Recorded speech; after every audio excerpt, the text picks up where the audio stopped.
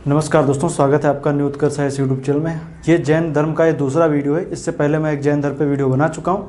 ये उसी का दूसरा पार्ट है, जिस वीडियो में हम बात करने वाले हैं जैन धर्म के सिद्धांतों की बात करेंगे, सामाजिक संरचना की बात करेंगे और हम बात करने वाले हैं जैन संगीतियों की और जैन साहित्य की। इन सभी पार्टों की चर्चा करेंगे। ये सभी पार्ट काफ़ी इंपॉर्टेंट हैं, इनको आप ध्यान से पढ़िएगा। इससे पहले जो वीडियो आया था वो भी काफ़ी इंपॉर्टेंट था, उसी तरीके से ये वीडियो भी इंपॉर्टेंट है। जो मैं बता रहा हूँ इनको आप नोट कर लीजिएगा। नोट करेंगे तो आपको परीक्षाओं में इनसे लाभ जरूर मिलेगा। तो जैन धर्म के सिद्धांत हैं, आइए देखते हैं क्या सिद्धांत है और उसके बाद में हम सामाजिक संरचना वगैरह पे हम चर्चा करेंगे। जो भी चीज़ें इंपॉर्टेंट रहेंगी उन चीज़ों को हम इसमें जिक्र करेंगे। तो आइए देखते हैं जैन धर्म के सिद्धांत। जैन धर्म के सिद्धांतों की बात करेंगे तो पंच महाव्रत आता है। पंच महाव्रत में हम देखेंगे कौन कौन से शामिल। इससे पहले मैंने बताया था कि 4 महाव्रत थे, उसके बाद में इसमें 5वां जोड़ के उसके पंच महाव्रत बोला गया। इसमें कौन कौन से थे? अहिंसा था, सत्य था, अस्तेयन था, अपरिग्रह और ब्रह्मचर्य। ब्रह्मचर्य महावीर स्वामी के द्वारा जोड़ा गया था, ये 5वां है, तो ये पंच महाव्रत कहलाया। तो इसमें अगर जो देखेंगे तो सत्य, जैसे मैंने बताया था, अहिंसा हिंसा मत कीजिए, सत्य बोलिए, अस्तेयन चोरी मत कीजिए, अपरिग्रह मतलब धन वगैरह इकट्ठा ज़्यादा मत कीजिए, संग्रह मत कीजिए, ब्रह्मचर्य जो ब्रह्मचर्य जीवन जिए। और अहिंसा की बात करेंगे तो अहिंसा जो है इन सब में जो इसका केंद्र है वो अहिंसा है। वो 5 महाव्रतों में जो सबसे ज़्यादा महत्वपूर्ण है वो अहिंसा है, क्योंकि अगर आप हिंसा करेंगे तो आप सत्य बोले चाहे ना बोले, आप चोरी करें चाहे ना करें, आप संपत्ति का त्याग करें या ना करें, मतलब संग्रह करें या ना करें, कोई मतलब नहीं है। लेकिन मुख्य रूप से है हिंसा। अहिंसा करेंगे तो अहिंसा को ही इन 5 महाव्रतों का केंद्र माना गया। परीक्षा में पूछा जा सकता है कि अहिंसा 5 महाव्रतों में, मतलब 5 महाव्रतों का केंद्र कौन है, प्रमुख कौन है, तो अहिंसा है। तो अहिंसा में चूंकि इसमें अलग अलग जगहों पर देखेंगे तो हमें अहिंसा को लेकर के बातें की गई है। तो इसमें जैन धर्म में युद्ध है, कृषि को जीव हिंसा के कारण माना गया और इसे हेय या वर्जित माना गया है। तो युद्ध है, कृषि में भी जब खेती वगैरह करेंगे तो इसमें छोटे छोटे जीव वगैरह मर जाएंगे। इन सबको लेकर के भी कहा गया कि कृषि मत कीजिए और युद्ध वगैरह मत कीजिए। तो इसमें वैसे 6 व्यवसाय बताए गए हैं जैन धर्म में। तो कौन कौन से व्यवसाय हैं जिसमें 80 मतलब प्रशासन चलाना, मसी मतलब लेखन कार्य, कृषि खेती, विद्या जो है विद्या, वाणिज्य और शिल्प।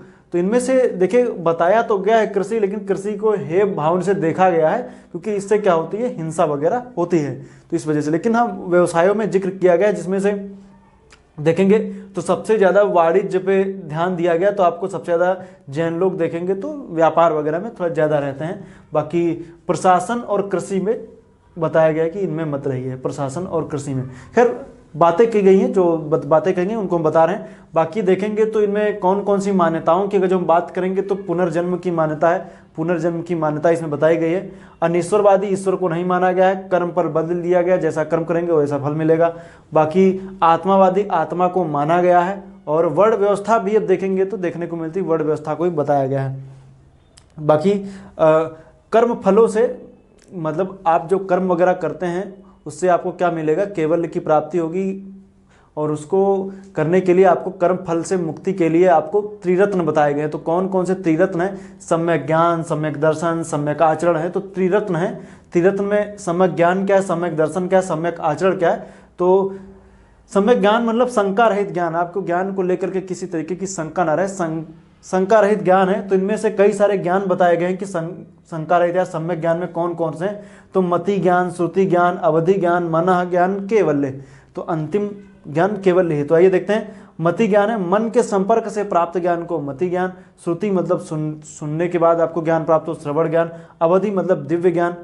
मना मतलब दूसरों के मन मस्तिष्क को पढ़ लेना होता है ना, कि किसी को देख करके आप बता दें उनका हाव भाव क्या बता, तो मस्तिष्क, दूसरों के मन मस्तिष्क को पढ़ना मना ज्ञान बोला गया है। और कैवल्य मतलब पूर्ण ज्ञान बोला गया है। तो अंत में पूर्ण ज्ञान कैवल्य की प्राप्ति है।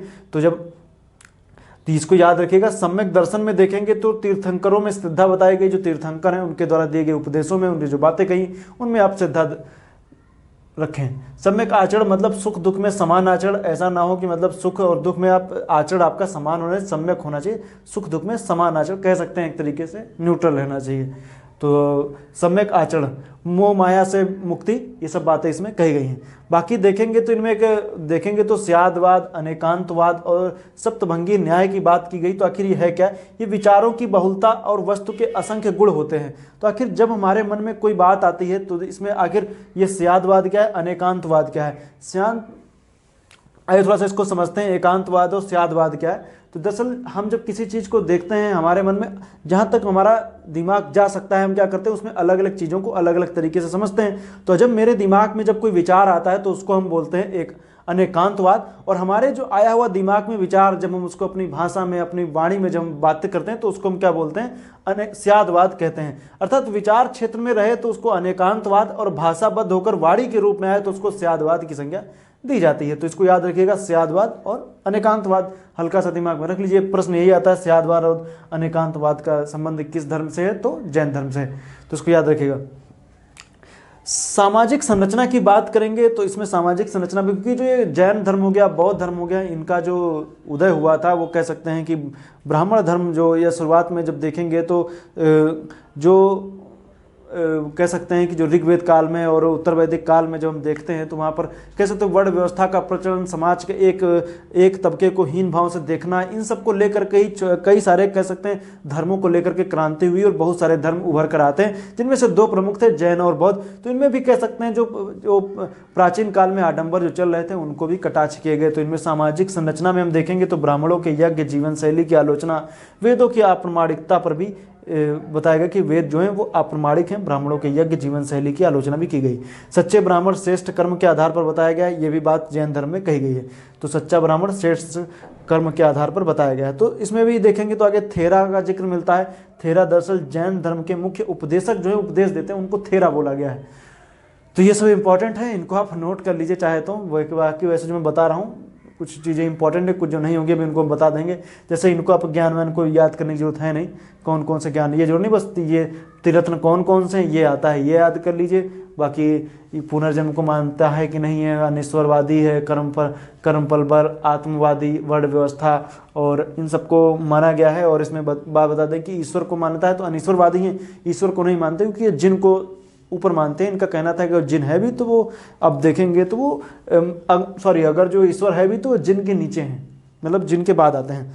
आइए हम बात करेंगे आगे संलेखना या संथारा विधि का, मतलब संथारा प्रथा का प्रचलन है। प्राण त्याग की बात इसमें कही गई। तो कैसे उपवास द्वारा शरीर त्याग की जो प्रक्रिया थी उसको बोला गया संथारा या संलेखना। तो श्वेतांबर में संथारा और दिगंबर में संलेखना बोला गया। तो आप उपवास के द्वारा अपने प्राण त्याग दीजिए, ऐसी बातें कहेंगे। उपवास से खाना पीना मत खाइए, कुछ दिन में अपने आप ही चले जाएंगे।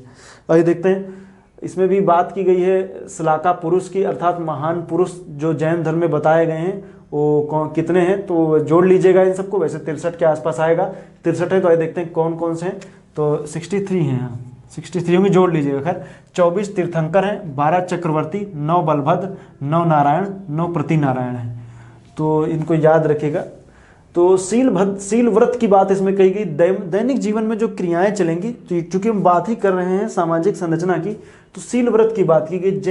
दैनिक जीवन की क्रियाएं जो हम देखते हैं, तो इसमें सील व्रत में शिक्षा व्रत और गुण व्रत बताए गए। शिक्षा व्रत 4, गुण व्रत 3 इंपॉर्टेंट है नहीं। इसमें बताया गया कि आप प्रतिदिन फल वगैरह भी खाइए, अगर जो आपके घर कोई अतिथि आ जाए तो अतिथि आए तो अगर जो कोई बीमार है तो उसको दवाइयाँ वगैरह भी दीजिए। तो इन सब सी बातें वगैरह उनका सादर सत्कार कीजिए। तो इन सब बातों का शिक्षा व्रत, गुण व्रत, ये सब चीज़ें, अब ये सब परीक्षा की दृष्टि से इंपॉर्टेंट है नहीं, लेकिन आप पूछ सकता है कि शिक्षा व्रत कितने, गुण व्रत कितने, याद रखिएगा। सील व्रत को कितने भागों में विभाजित किया गया, तो शिक्षा व्रत, गुण व्रत में, तो इनको याद रखिएगा। अब आगे जब हम देखेंगे तो जिस तरीके से जैसे हम आगे बढ़ेंगे तो महावीर स्वामी की जब मृत्यु हो गई तो सुधर्मन जो है वो जैन संघ के अध्यक्ष बनते हैं। सुधर्मन जैन धर्म के अध्यक्ष बने, और जिस दिन महावीर स्वामी की मृत्यु हुई उसी दिन इनको केवल्य की प्राप्ति अर्थात ज्ञान की प्राप्ति इनको होती है। सुधर्मन के बाद जम्मू का भी नाम आता है, सुधर्मन के बाद जम्मू बनते हैं। और चूंकि मैंने बताया महावीर स्वामी ने पावा में जैन संघ की स्थापना की थी, और आगे चल करके देखेंगे तो जो 11 जैन संघों का नाम हमें देखने को मिलेगा। तो 11 जैन संघ की स्थापना पावा में, सबसे पहले पावा में की गई थी।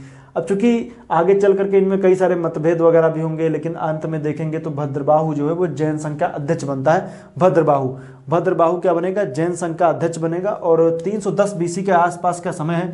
310 BC में मगध में अकाल पड़ा, चंद्रगुप्त मौर्य के काल में मगध में अकाल पड़ा।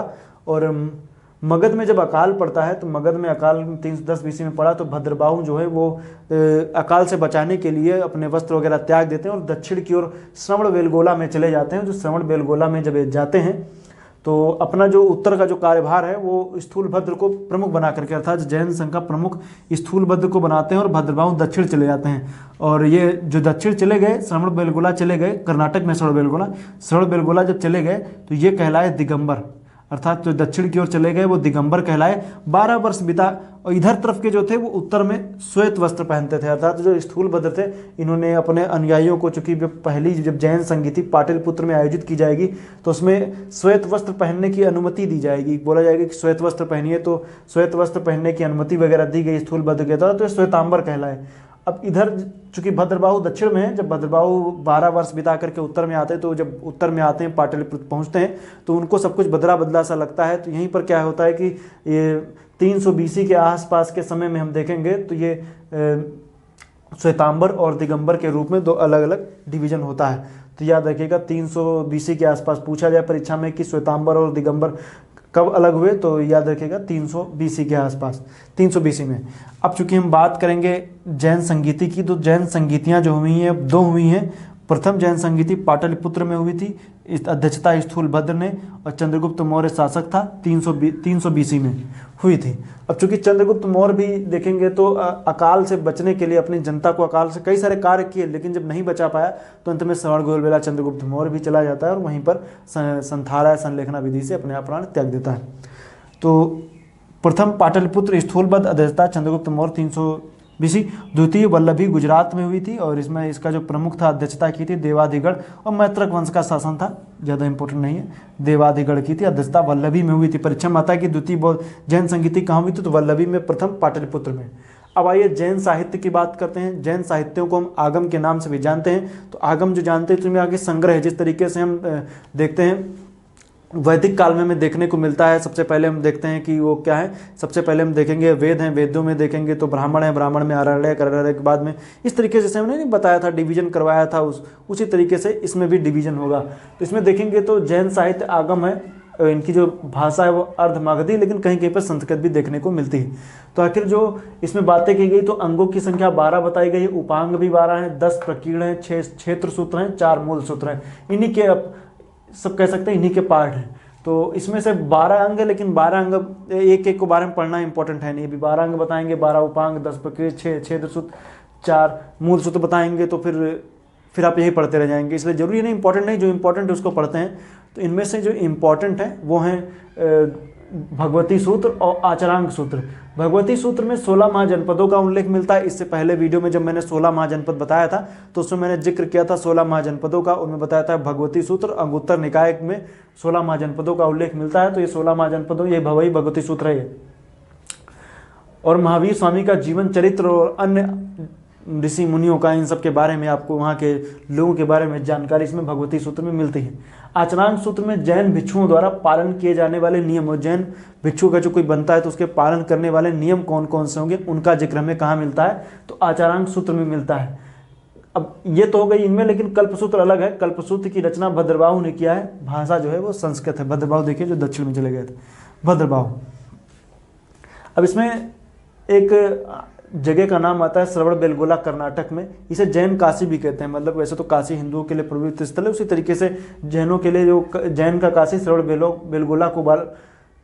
बेलगोला को माना जाता है, और ये कर्नाटक में स्थित है। यहाँ पे आदिनाथ के पुत्र गोमतेश्वर है, जिनको बाहुबली भी कहते हैं, इनकी प्रतिमा है। तो इनकी प्रतिमा है 17.5 मीटर ऊंची है, बाहुबली की प्रतिमा है, जिसका निर्माण जो है वो गंगवंशी शासक राजमल के मंत्री चामुंड राय के द्वारा किया गया था। तो चामुंड राय ने क्या किया था, ये गोमतेश्वर प्रतिमा बनाई थी, और इस प्रतिमा पर 12 वर्ष में जैसे कुंभ नहीं होता है, उसी तरीके से जैन लोगों के लिए कुंभ है, महामस्तकाभिषेक, तो ये 12 वर्षों में होता है। और इसमें क्या होता है कि ये कह सकते हैं पूजा वगैरह ये सब वगैरह इसमें किया जाता है। तो गोमतेश्वर है, तो इसमें याद रखिएगा महामस्तकाभिषेक ये वगैरह इसमें किया गया, दूध वगैरह से प्रतिमा को धुला जाता है, ये सब चीज़ें इसमें होती हैं, तो याद रखिएगा इसमें। अब इसमें भी देखेंगे तो अभी एक नाम मैंने बताया था मल्लीनाथ था, तो आइए देखते हैं उनके बारे में थोड़ा सा कह सकते हैं जानकारी, उसको आप देख लीजिए। चूँकि हम बात कर रहे हैं श्वेतांबर और दिगंबर।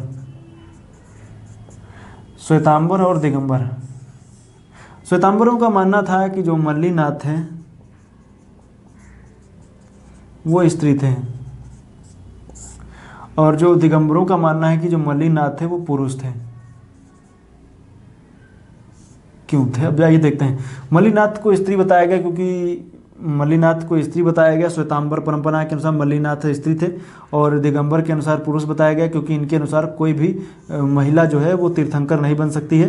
तो ये इस वजह से इनको स्त्री बताया गया, क्योंकि जैन तीर्थंकर थे अर्थात वस्त्रों का त्याग कर दिया था, इस वजह से इनको बताया गया कि ये पुरुष हैं, महिला नहीं हो सकती हैं। तो ये इनका तर्क था। बाकी इसमें बताया गया था दिगंबरों का मानना था कि कोई स्त्री तीर्थंकर नहीं बन सकती है। क्यों नहीं बन सकती है, ये इनका अपना तर्क था। तो ये चूंकि तीर्थंकर नहीं बन सकती, इनका कहना था कि कोई स्त्री तीर्थंकर बन सकती है।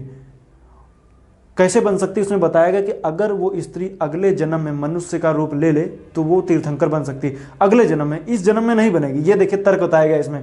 तो इसमें बताया गया इसमें और दिगंबर और श्वेतांबर में कई सारे मतभेद भी हैं। इनमें बताया गया, दिगंबर में बताया जाता है कि जो महावीर स्वामी थे इनकी शादी नहीं हुई थी, इनके अनुसार हुई थी। तो कई सारे मतभेद वगैरह हैं, उनको हम आपको आने वाले समय में उनके बारे में और विस्तृत रूप से जानकारी वगैरह दी जाएगी। बाकी जो इम्पोर्टेंट था वो सभी चीज़ें मैंने आपको बता ही दिया है, तो इनको आप लोग पढ़िए। मिलेंगे नेक्स्ट वीडियो में, तब तक के लिए आपका बहुत बहुत धन्यवाद। वैसे इनमें भी आएंगे आगे, जैसे इनके पतन के कारणों की जब बात होगी और आगे चल करके जब देखेंगे, तो जिस तरीके से बौद्ध धर्म को देखेंगे तो वो पूरे एशिया के क्षेत्रों में देखें या इधर साउथ ईस्ट एशिया के क्षेत्रों में देखें तो विस्तृत हो जाता है। जैन धर्म बहुत ज़्यादा विस्तृत नहीं हो पाता है, उसके पीछे कई कारण हैं। जब हम बौद्ध धर्म को बता देंगे तो जैन और बौद्ध के बीच में अंतरों को स्पष्ट कर देंगे कि आखिर दोनों के बीच में क्या अंतर है, और दोनों के बीच में उनके फैलाव को लेकर के जो अंतर देखने को मिलता है उसकी भी हम चर्चा इसमें नेक्स्ट वीडियो में करेंगे। जो अगला वीडियो आएगा वो बात करेंगे बौद्ध धर्म की। बौद्ध धर्म जब खत्म हो जाएगा तो जैन और बौद्ध के बीच में मुख्य अंतरों की चर्चा करेंगे कि आखिर दोनों के बीच में अंतर क्या थे। तो मिलेंगे नेक्स्ट वीडियो में। उम्मीद करता हूँ वीडियो आपको अच्छा जरूर लगा होगा। वीडियो अच्छा लगा, सभी चीज़ें बताने की कोशिश की गई हैं। मिलेंगे नेक्स्ट वीडियो में, तब तक के लिए आपका बहुत बहुत धन्यवाद। आप लोग इसको एक सीरीज वाइज इसको नोट करते हुए चलिए, नोट करेंगे तभी आपको इसको मजा आएगा, नहीं तो फिर आप ऐसे देखते रहेंगे। एग्जाम में आ जाएगा तो आप इसको रिवाइज करने के लिए आप वीडियो नहीं देख पाएंगे। वीडियो देखेंगे तो आप समझ लीजिए इसी में टाइम निकल जाएगा। इसलिए आने वाले समय में जो परीक्षाएं आपकी जो भी दे रहे हो, जिस भी सब्जेक्ट जिस भी परीक्षा की तैयारी कर रहे हो, चाहे वो कोई परीक्षा की तैयारी हो, इसको आप इन चीज़ों को नोट कीजिए, इनको पढ़िए। पढ़ेंगे तभी आपको इसके अच्छे से इसका फ़ायदा ले पाएंगे, वरना वीडियो देखने का कोई खास औचित्य रहता नहीं। वीडियो देखिए तो उसका फ़ायदा भी लीजिए। मिलेंगे नेक्स्ट वीडियो में, तब तक के लिए आपका बहुत बहुत धन्यवाद।